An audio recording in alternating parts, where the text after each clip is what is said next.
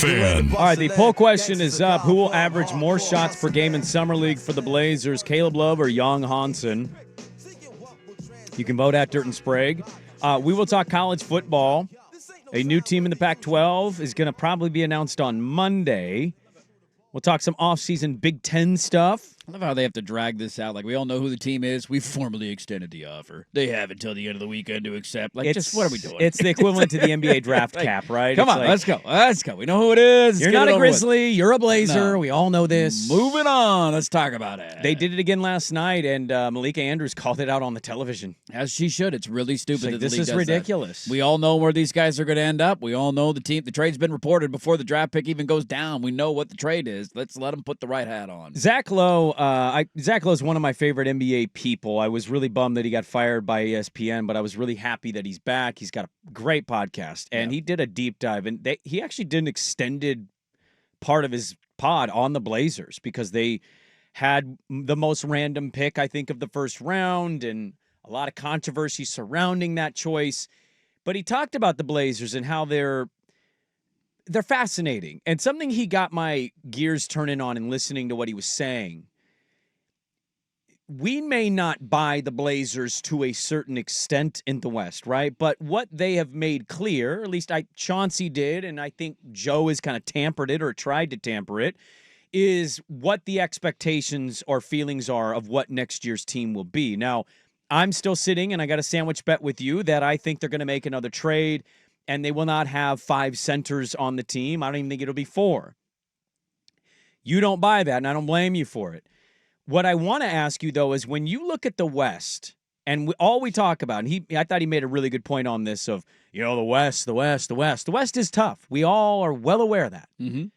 But when we look at the West, I'm not telling you the Blazers are better than, but how many teams do you look at and you say, without a doubt, next year will be better than Portland? Like, the most confidence you can have. The 100% certainty. You don't question it. Now, I'm not going to play the injury game with you. Yeah, just as healthy as constructed. Yeah, as currently, and we still have free agency, sure, and we'll have probably some trade stuff. How many teams in the West do you look at and say, better than Portland? That I'd be willing to gamble my life savings on having more wins than Portland next year, if healthy. Oklahoma City. Yes. Houston. Yes. The Lakers. Yes. The Nuggets. Yes. The Clippers. Yeah. We're better than the Clippers now, huh? No. I again, this is not a we're better than. Sure.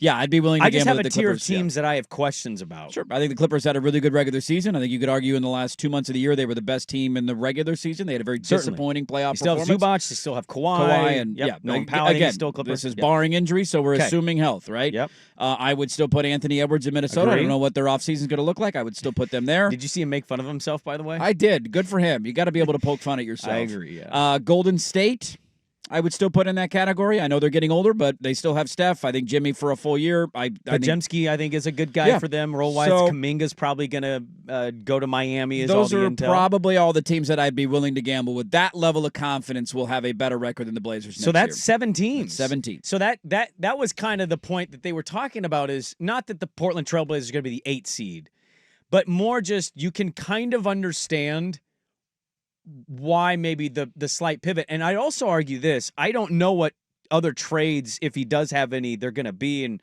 how we're going to feel about it. I know people feel a certain way about Ant and having to attach picks to move Anthony Simons. I would argue, did you watch him play? Yep. The thing we did with Ant is we didn't trade him early enough. We waited too long. That's what happens sometimes if you wait too long.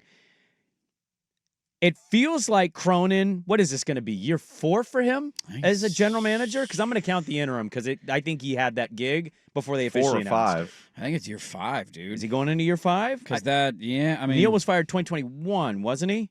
Let me see. I'll pull it up. So midway of 21, 22, 23, 24. This will be year 5. Yeah, so I'm counting the interim run. Yeah, December of 2021, he was named interim general manager. Okay, so he's going into his 5th season as a general manager. I'm kind of wondering with this, with all the question marks, Dallas has got injuries, the Kings, okay. Good luck telling me what you think the Grizzlies will be. The Suns look like a disaster. We can say the Spurs, but you don't know yet about the Spurs. I certainly love what the Spurs have on paper. Yeah. And the Pelicans are a joke, and I think the Jazz are too young. And their top pick might not be showing up. So at a moment where Portland kind of has this little window of maybe getting back into a playoff conversation, I will say going into his 5th year, it does feel like Cronin is finally becoming a more aggressive general manager. I would argue, based on all of this, and I agree with the sentiment that you're pointing out, that there's no reason you shouldn't be a top 10 seed in the Western Conference next year. Can we agree with that? Like, yeah. Your guys are going into year 4, year 3. Yes. All of your players are Yes. young, and you're telling me they're developing, and you got 2, and you got Denny, and I know you just took a project at 16 who probably won't play a ton, but we'll wait and see on that. You added a veteran in Drew Holiday who just won an NBA title 2 years ago. Like, everything that you're telling me is you're pointing to you should be in that mix. And I don't think there's no reason you shouldn't be around Sacramento next year. You should be better than Sacramento. You should be, right? In Dallas, I think. you could say what you want about Dallas. I mean, a lot of it depends on how Cooper Flagg looks and how long it takes Kyrie Irving to return and what is he like when he returns. If you get a decent rookie year out of Cooper Flagg, Anthony Davis, and then Kyrie comes if AD back, stays healthy, like, dude, Dallas will can be much better than you. Yeah. I don't have a doubt in my mind. And the same goes with San Antonio, right? Like, barring health, if Wemby is healthy all year, San Antonio was going to be a play-in team likely, and then he went down with the blood clots late in the year. That's the big and their question season mark. tanked, right? Yeah. If he stays healthy, they will unquestionably be better. They than might you. be a top 6 team. They if he's might healthy. be. They That's a might good have team. home court advantage in the playoffs next year for all we know in San Antonio. Yeah. But based on the direction you're going, like in year 5, like, yeah, dude, there's no excuse to not be in a play-in. This is year 5. You just traded one of your quote-unquote younger players, who ironically was going into year 8 or year 9 for Ant, for a vet. Like, that is a win-now move. And I think that's some of the criticism people have still is, what's the vision? You got 2 different tracks going on a little bit again. Young players, older players. Are you trying to win? Are you trying to develop? What's the most important thing? This is a year where you should be in a play-in situation. But the draft pick felt very... development. Well, yeah, it's obviously development with Young, but I also just, my takeaway from it was emboldened a little bit. I'm not playing scared. I am here. I've signed my extension. I think a lot of that too is the owner. Like, you're going, like, they might get fired either way. I don't think Yeah, extensions right. be damned. We got a new owner taking over in a year-ish. Whenever that happens, like, you might be out the door anyway. So he's just going down saying, you know what? I love this cat, and I don't care what anybody thinks. Yeah, my job's on the line. Don't matter. Well, it's not on the line. I mean, right now it's not. He's got still the same owner, and that might take a year for them to get through that, and so he might have 2 more seasons here. Unless he convinces the new owner, like, hey, let me keep going. And the owner's like, okay, sure. This pick will be a big part of that. So I don't know. It's I'm still fascinated by the roster building. I don't know if I agree with everything that's going on yet. But if you keep making and being aggressive with some moves, you certainly run down the West, and it is not easy. Dallas is a big question mark, but there's a lot of teams there that, man, that just as easily could go the opposite way. Yep. Steph is old. Jimmy's old. So what's Golden State with no Steph for like 40 games? The Grizzlies are counting on John Morant to stay healthy. The Kangs are the Kangs. The Mavericks need AD to stay healthy, I think, to be competing.